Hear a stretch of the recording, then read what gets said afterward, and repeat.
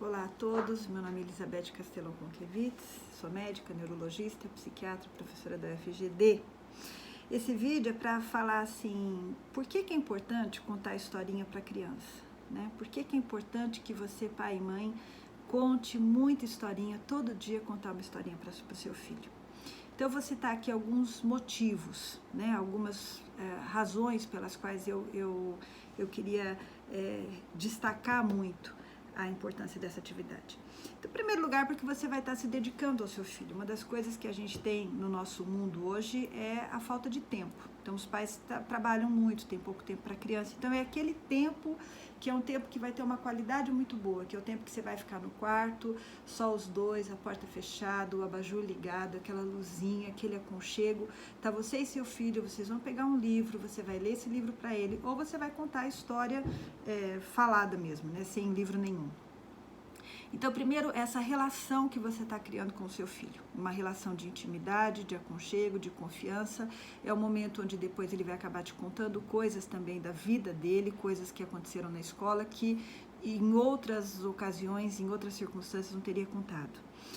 A outra coisa é esse ritual também. A gente fala que muita criança tem insônia, tem medo, né, dificuldade para dormir, então criar esse ritual da criança saber que todo dia tomou banho, escovou os dentes, né? Antes tinha tomado, sei lá, um copo de leite, agora é a hora de colocar o pijama, de deitar com a mãe e tal. Então, esse ritual ajuda a criança a se acalmar, a gostar de ir para a cama, porque sabe que tem uma coisa gostosa, que é a espera lá, vai ter um momento gostoso. Então, tira um pouco aquela ansiedade ou a resistência da criança querer dormir.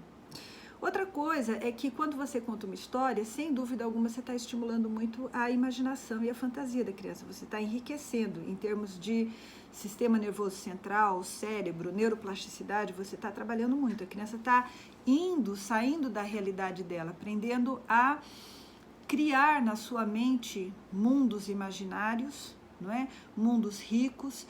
Você está treinando na criança, você está explicando relações também interpessoais, por exemplo, olha, qual que era a intenção de por que ele fez isso, por que ele fez aquilo, então a gente chama isso de teoria da mente, né?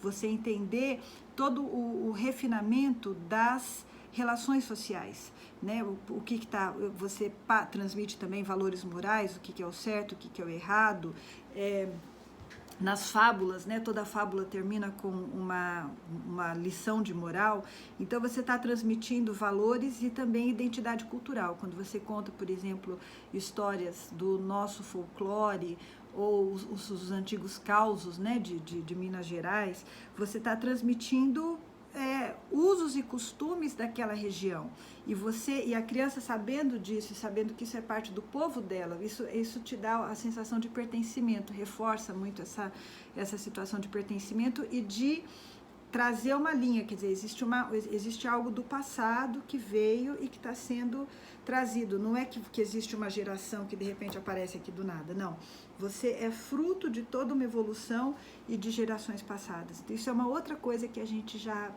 perdeu muito. Então, contar a história para estimular a imaginação, estimular a criatividade, também estimular o desejo de leitura. Uma criança que ouve muitas histórias, vai chegar um momento onde ele vai aceitar o esforço de estar diante de um livro, lendo o livro, porque ele sabe que o que ele ganha disso é muito grande. Que a emoção que esse livro vai proporcionar, embora sejam apenas letras vazias, né, palavras, em termos de estímulo sensorial, o livro é muito chato, ele só tem tudo em preto e branco. Mas você extraindo aquilo, né, você extraindo aquele conteúdo, a tua mente vai estar fazendo o resto, a tua imaginação. Então a criança vai aprender a gostar disso e de que isso é bom, ela vai querer. Então as crianças que ouvem histórias, elas são as crianças que têm uma chance maior depois de se tornarem leitores. Uma vez se tornando leitores, eles vão estar também conseguindo escrever melhor, eles conseguem ser melhores oradores também, falar melhor, se expressar melhor. Então, são várias coisas aí que você está desenvolvendo. Eu queria fechar dizendo assim, que não precisa ser você, pai ou mãe, ser um intelectual. Na realidade, a minha bisavó, que eu não cheguei a conhecer, mas que contava as histórias para minha mãe, que são as histórias que depois a minha mãe me contou, essa minha bisavó, ela era analfabeta.